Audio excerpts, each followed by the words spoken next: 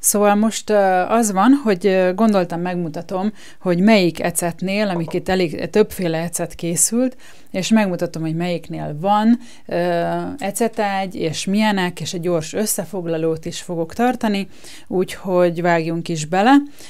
Gyakorlatilag itt nem mindegyik különféle, ők itt egyfajta, ő málna, eper, füge és ribizli és áfonya, és 2020, tehát tavaly decemberben raktam el.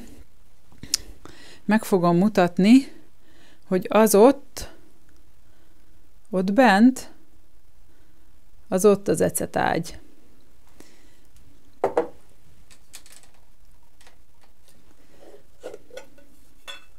Hát én mivel most megmostam a kezemet, ezért bele fogok nyúlni, és megmutatom, hogy hogy néz ki ez az ecetágy. Ez egy ilyen, lecsöpögtetem.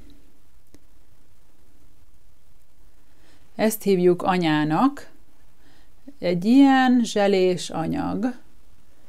Egyébként szerintem tök szép, nekem egyáltalán nem undorító, egy zselés anyag, ilyen egybefüggő zselés anyag. Hopp, így mutatom. Úgyhogy gyakorlatilag ebbe is keletkezett ilyen ecetágy. Fogok meghagyni különböző, a saját ecetben, tehát a saját ecetébe fogom eltenni gyakorlatilag egyébként a kicsöpög, csak mondom, tehát a kicsöpög, ugyan ecet illatú, ez nem almaecet, ez nem olyan intenzív, viszont gyönyörűen takarít. Tehát, hogy érdemes élni a lehetőséggel. Nem azt mondom, hogy locsoljuk ki, de ha már kicsepeg, akkor szépen el lehet teríteni, ápolja szépen, nagyon szép lesz tőle a tiszta a pult, és antibakteriális. Úgyhogy hajrá! Ez itt az almaecet, nem fogom mindegyikből kivenni, és mindegyikbe beleturkálni, de gyakorlatilag ő is almaecet, ez kifejezetten az ecetágynak tettem el egy ilyen kicsit saját ecetében, és ez is decemberi. Viszont nem mindegyikben van, attól függetlenül, hogy elkészült, például ő is almaecet, és sehol egy darab, itt van benne alul az üledék, az jelzi, hogy igenis ez egy szuper minőségű almaecet, és őt elraktam, november 13-án raktam el, és nincs benne ecetágy gyakorlatilag. Mert ugye kérdeztétek, hogy hát ugye nincs benne ecetágy, és mi van, nincs egyáltalán semmi baj, ha nincsen benne anya, az az ecetágy, elkészült tőle. Gyors összefoglaló, ugye van videó arról, hogy hogyan készül az ecet, amit ide föl fogok tenni jobb oldalra, és abban alaposan és részletesen elmondom, hogy hogyan készül. De most elmondom összefoglalva, tehát összerakjuk a kis, ilyen nagyobb maroknyi, ebbe a 3 literes, körülbelül nem pontosan ez az edény, ebbe belerakunk egy ilyen jó nagy marék, körülbelül így eddig rakjuk a gyümölcsöt, én ezt most tényleg csak összefoglalónak mondom el, tehát nem csinálom, csak összefoglalom. Tehát ennyit rakunk bele, és az arányába vesszük, ugyanígy körülbelül 1/3 rakjuk, ha kisebb üveget veszünk a gyümölcsöt, és az első körülbelül 4 hétig egy ilyen anyaggal, vagy ebbe a papír, tea, vagy kávészűrővel lefedjük. Naponta, maximum 2 naponta, hogyha nem tudtuk olyan jól lefedni, de én inkább azt mondom, hogy naponta, 2 naponta keverjük át, hogy minden gyümölcsöt mindig érje ez az ecetes folyadék, hogy ne penészedjen be, stb. Tehát ez a 4 hét az maximum 4 hét, ez lehet kevesebb is, hogyha a konyhátokban áll, amit van 18,8 fok, de ha valakinél magasabb a hőmérséklet, vagy mint ahogy én is meg tudom tenni, hogyha szeretném ezt a folyamatot felgyorsítani, vagy nyáron készítjük az ecetet, akkor mondjuk 30 fokos hőmérsékletben körülbelül egy bő 10 nap, 2 hét alatt lemegy a folyamat. Meddig kell csinálni? Amíg forr. Amikor még bugyog, pattog, habzik, addig gyakorlatilag tart ez a folyamat. Amikor megnyugodott, szépen elcsendesedett, akkor fogjuk leszűrni. Leszűrjük, tehát félretesszük az almát, vagy a gyümölcsöt, nem csak almából készítünk, csak az a legolcsóbb és legegyszerűbb, és belerakjuk, akár ha ebbe az edénybe készült, belerakjuk ugyanabba az edénybe. Most megmutatom, ennek is egy gyönyörű ecetágya van, meg tudom mutatni. Ott van egy egybefüggő ecetágy, így néz ki. Ez a papírforma szerinti, nem ismétlem most már, sokkal többször, de ez az anya, illetve az ecetágy. Ezt az ecetet eltettem, ez tőzegáfonya, körte, gyömbér, és az második körös, erről majd még fogok beszélni, és ezt elraktam január 3-án. Tehát január 3-ától ilyen gyönyörűen elkészült ez az ecet, ebből majd le fogjuk szedni az ecetágyat róla.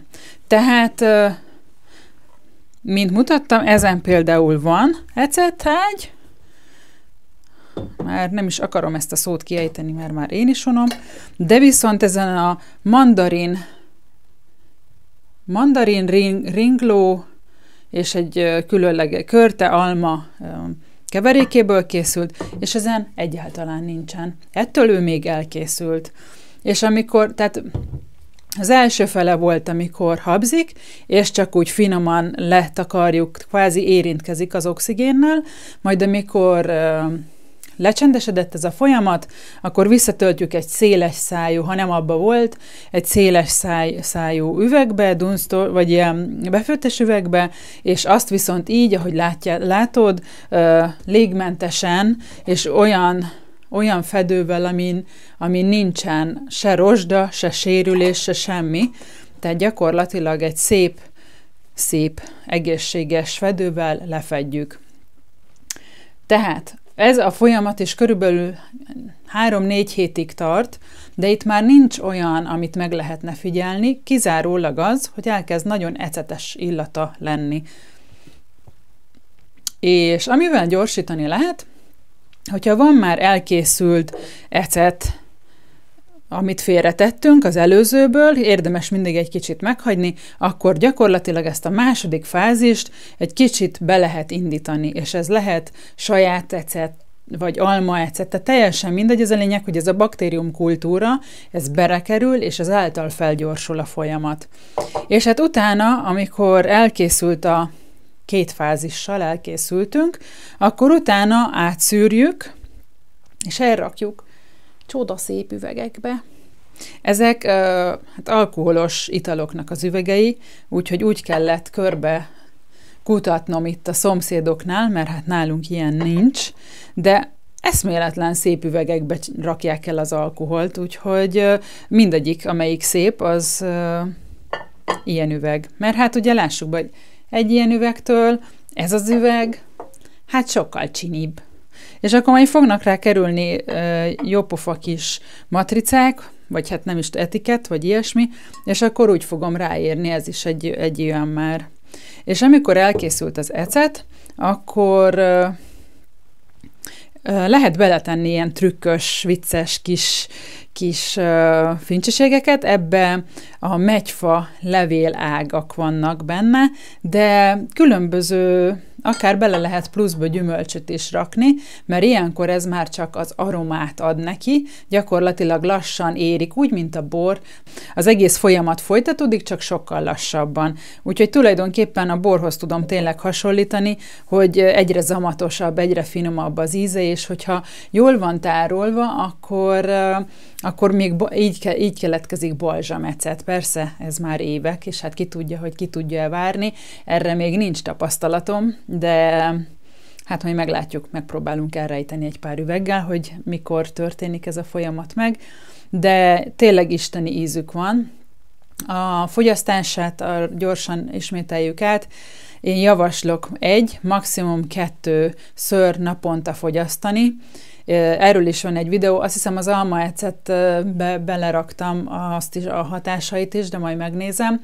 A lényeg, hogy a zsírt elkezdi másképp felhasználni, de eszméletlen jó az ízületekre, emésztésre, nehéz étel fogyasztása előtt, után, attól függ. Én azt figyeltem meg magamon, ezt érdemes mindenkinek magának megfigyelni.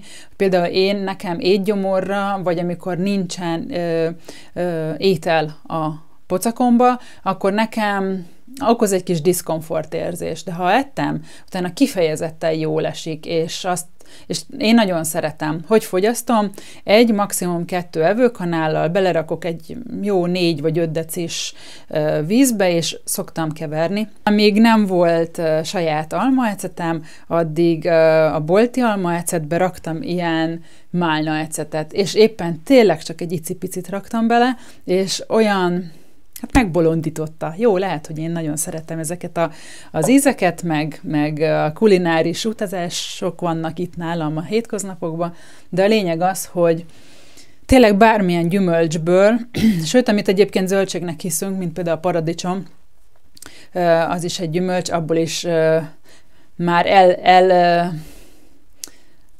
hogy mondjam, már nagyon belemelegedett ecetkészítők készítettek paradicsomból, meg fügefa leveléből is ecetet, hát én itt még nem tartok, úgyhogy én készítettem almából, málna, eper, fügeribizli, áfonya, tőzegáfonya, hogyha ilyen piros bogyósokból csináltok, akár lét, akár mint a tőzegáfonya, azt figyeltem meg, nagyon vicces volt, hogy azok, amiket egybehagytam, hiába ment végig ezen a 8 héten, amit félbevágtam, tőzegáfonya, az eleresztette a színét, szinte ilyen halvány rózsaszín lett, viszont ami egybe maradt, az megtartotta azt a gyönyörű piros színét, szóval érdemes ezeket egy kicsit összetörni, vagy megvágni, vagy félbevágni, mert azt gondolom, hogy így jobban kijön a hatóanyag, de a szín biztos. Úgyhogy mandarin, ringló ecetet készítettem, és hát a gránátalmát. A tőzegáfonyát már mondtam. Ja, ez tőzegáfonya füge, igen, azt már mondtam. Úgyhogy ez egy ilyen kis összefoglaló, gyors talpaló, hogy ne izguljon senki, ha esetleg neked nincsen ecetágyad, és egy darab ecetet készítettél, ha megnézed, akkor hány félét készítettem, akkor hát inkább több. Itt van mondjuk, hát itt egyébként az is előfordulhat, hogyha ilyen kicsi üveg van, és újra keletkezik, akkor itt ilyen ennek a méretébe keletkezett kicsi ez a zselés anyag, viszont van, amiben egyáltalán nincsen, úgyhogy semmi aggódás. Hogyha finom, ecetes, én nagyon szeretem, ha finom ecetíze van, akkor gyümölcsös ecetíze van, akkor minden szuperul ment. Egyébként meg isteni színük van, és mindegyik folyamat egyszerűen szerintem szerelem, úgyhogy próbáld ki, ha eddig meg nem tetted, ha meg igen, akkor és benne vagy a folyamatban, akkor tedd fel a kérdésedet, mert válaszolni fogok, a te kérdésedre is biztos, hogy válaszolni fogok, úgyhogy ez csak egy gyors összefoglaló volt. Kriszti vagyok, az életfűszeres. Csodás napot! Ja, és ne felejts el feliratkozni. Tudod, like, meg feliratkozás gomb és szürke pici csengő, mert ezzel az én munkámat is támogatod, te pedig meg fogod kapni az e-maileket arról, vagy a jelzéseket, hogy van új videó, úgyhogy dolgozzunk össze. Köszönöm, szép napot!